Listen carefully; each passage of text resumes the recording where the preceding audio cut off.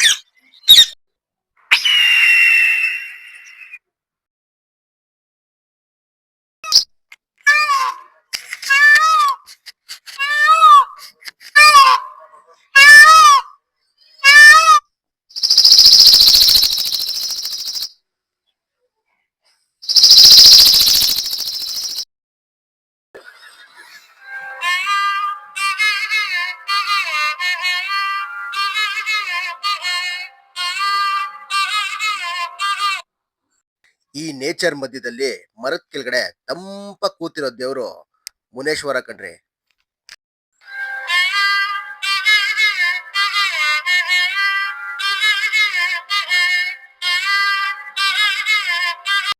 ಈ ಮರ ಹುಟ್ಟಿರೋ ತಾಯಿ ಬೇರಿಂದನೇ ಈ ದೇವಸ್ಥಾನ ಸ್ಟಾರ್ಟ್ ಆಗಿದೆ. ಸೊ ಅದು ಪಕ್ಕದಲ್ಲಿ ಯಾರು ಬಂದ್ರೆ ಭಕ್ತಾದಿಗಳು ಉಳ್ಕೊಳ್ಳೋಕೆ, ಒಂದು ರಾತ್ರಿ ಮಲ್ಗೋದಕ್ಕೆ ಜಾಗ ಇರಬೇಕು ಅನ್ಸುತ್ತೆ.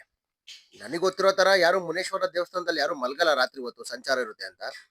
ಹಾಗಿದ್ರೆ ನೋಡಿ, ಹೊರಗಡೆ ಒಲೆ ಎಲ್ಲ ಇಟ್ಟು ಅಡ್ಗೆ ಎಲ್ಲ ಮಾಡಿ, ಅಲ್ಲಿ ನೋಡ್ದೆ ಎಲ್ಲ ಕೋಳಿ ಪುಕ್ಕಗಳೆಲ್ಲ ಬಿದ್ದಿತ್ತು. ನೇಚರ್ ಮಧ್ಯೆ ಆ ತರ ಮಾಡೋದು ತಪ್ಪು. ಪ್ರಾಣಿ ಪಕ್ಷಿಗಳು ಓಡಾಡೋ ಜಾಗ ಅದು, ಹಂಗ್ ಮಾಡಬಾರ್ದು. ನಮ್ಮ ಕಾಡ್ನ, ನಮ್ಮ ಸಂಪತ್ನ ನಾವೇ ಹಾಳು ಮಾಡಿದ್ರೆ ಹೆಂಗೆ ರೀ. ನಂದೊಂದು ವಿಶೇಷ ಮನವಿ, ಇನ್ಮೇಲೆ ಯಾವುದೇ ಬೆಟ್ಟ ಗುಡ್ಡಗಳು, ಪ್ರಾಣಿ ಪಕ್ಷಿಗಳು ಓಡಾಡೋ ಜಾಗದಲ್ಲಿ ಪ್ಲಾಸ್ಟಿಕ್ ಆಗ್ಲಿ ಗಲೀಜಾಗ್ಲಿ ಯಾರೋ ಹಾಕ್ಬೇಡಿ ಕಣ್ರಿ. ನಿಮ್ಮ ಮನೆಯಲ್ಲಿ ನೀವೆಷ್ಟೇ ಲಕ್ಷ ಖರ್ಚು ಮಾಡಿ ಸೋಫಾ, ದಿವಾನ, ಮಂಚ ಏನೇ ತಂದು ಅದ್ರ ಮೇಲಿರೋ ಬೆಡ್ ಕೂಡ ಎಷ್ಟೇ ಕಾಸ್ಟ್ಲಿದಾದ್ರೂ ಇಲ್ಲಿ ನಿದ್ದೆ ಮಾಡೋಷ್ಟು ಸುಖ ನಿಮ್ ಮನೇಲಿ ಕೂಡ ಸಿಗಲ್ಲ ಕಣ್ರಿ. ಒಂದ್ಸಲಿ ಬಂದು ತಲೆ ನೆಲಕ್ಕಿಟ್ಟು ಈ ಮರದ ಕೆಳಗಡೆ ಮಲ್ಕೊಂಡ್ರೆ ಅದ್ರ ಮಜಾನೇ ಬೇರೆ. ಯಾವ್ದೋ ನವಿಲು ಪಾಪ ಅದ್ರ ಫ್ರೆಂಡ್ನ ಅಥವಾ ಯಾರೋ ಕಳ್ದೋಗಿರ್ಬೇಕು ಅನ್ಸುತ್ತೆ, ಹುಡ್ಕೊಂಡು ಕೂಗ್ತಾನೆ ಇದೆ. ಎಷ್ಟ್ ಚೆನ್ನಾಗಿದೆ ಅಲ್ವಾ ಈ ನೇಚರ್ ಮಧ್ಯೆ ನವಿಲ್ ಕೂಗೋ ಸೌಂಡು. ಸೂಪರ್.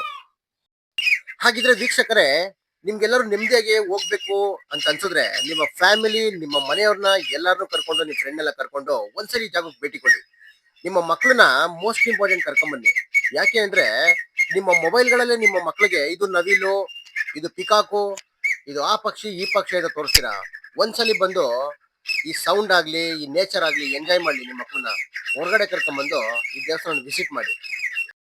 ಹಾಗಂತ ಇದೇನು ದೊಡ್ಡ ದೇವಸ್ಥಾನ ಅಂತ ನಾನು ಹೇಳ್ತಾ ಇಲ್ಲ. ಮೋಸ್ಟ್ ಇಂಪಾರ್ಟೆಂಟ್ ಬಂದ್ರೆ 1 ಅವರ್ 2 ಅವರ್ ಆರಾಮಾಗಿ ಟೈಮ್ ಪಾಸ್ ಮಾಡ್ಬೋದು ಕಣ್ರಿ ಈ ದೇವಸ್ಥಾನದಲ್ಲಿ. 1 ಅವರ್ 2 ಅವರ್ ಇದ್ದೋಗಿ ನಾನ್ ವೆಜ್ ಕೂಡ ಇಲ್ಲಿ ಮಾಡ್ಕೊಬೋದು. ದೇವ್ರಿಗೆ ಪೂಜೆ ಮಾಡಿಸಿ ನಾನ್ ವೆಜ್ ಕೂಡ ಇಲ್ಲಿ ಮಾಡ್ಕೊಬೋದು. ಹಾಗಿದ್ರೆ ಮಾಡಿ. ವೀಕ್ಷಕರೇ, ನಾನು ಹೇಳಕ್ ಇಷ್ಟಪಡ್ತೀನಿ ಅಂದ್ರೆ, ಇದೇ ತರ ನೀವು ನನ್ನ ವಿಡಿಯೋನ ಸಪೋರ್ಟ್ ಮಾಡಿ, ಶೇರ್ ಮಾಡಿ, ಲೈಕ್ ಮಾಡಿ, ಸಬ್ಸ್ಕ್ರೈಬ್ ಅಂತ ಮರಿದಂಗೆ ಮಾಡ್ಕೊಳ್ಳಿ. ಬೆಲ್ ಐಕಾನ್ ಕೂಡ ಪ್ರೆಸ್ ಮಾಡ್ಬಿಡಿ.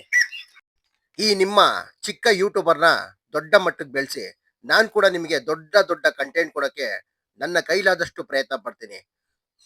ಈಗಾಗಲೇ ನನ್ನ ಚಾನಲಲ್ಲಿ ಬಡವರ ಮೇಲಿನ ದೌರ್ಜನ್ಯದ ಕುರಿತಾಗಿ ಹಾಗೂ ಕುಕಿಂಗ್ ವ್ಲಾಗ್, ವಿಶೇಷ ದೇವಸ್ಥಾನಗಳ ದರ್ಶನ, ಇದೆಲ್ಲ ನನ್ನ ಒಂದೇ ಚಾನಲ್ ಸಿಗುತ್ತೆ ರೀ. ನಿಮ್ಮ ಮನರಂಜನೆಗೆ ನನ್ನ ಚಾನಲ್ ಕೊರತೆ ಮಾಡುವುದಿಲ್ಲ. ದಯವಿಟ್ಟು ಸಬ್ಸ್ಕ್ರೈಬ್ ಮಾಡಿ, ಬೆಲ್ ಐಕನ್ ಪ್ರೆಸ್ ಮಾಡಿ ಅಂತ ಹೇಳ್ತಾ ನನ್ನ ವಿಡಿಯೋ ಇಲ್ಲಿಗೆ ಮುಗಿಸ್ತಾ ಇದ್ದೀನಿ. ಧನ್ಯವಾದಗಳು ನನ್ನ ವಿಡಿಯೋ ವೀಕ್ಷಿಸಿದ ಎಲ್ಲ ನನ್ನ ವೀಕ್ಷಕರಿಗೂ. ನೀನು ಕೂಲ್ಡ್ ಆಗಿರು ನಂಜಪ್ಪ, ನೀನು ಕೂಲ್ಡ್ ಆಗಿರು.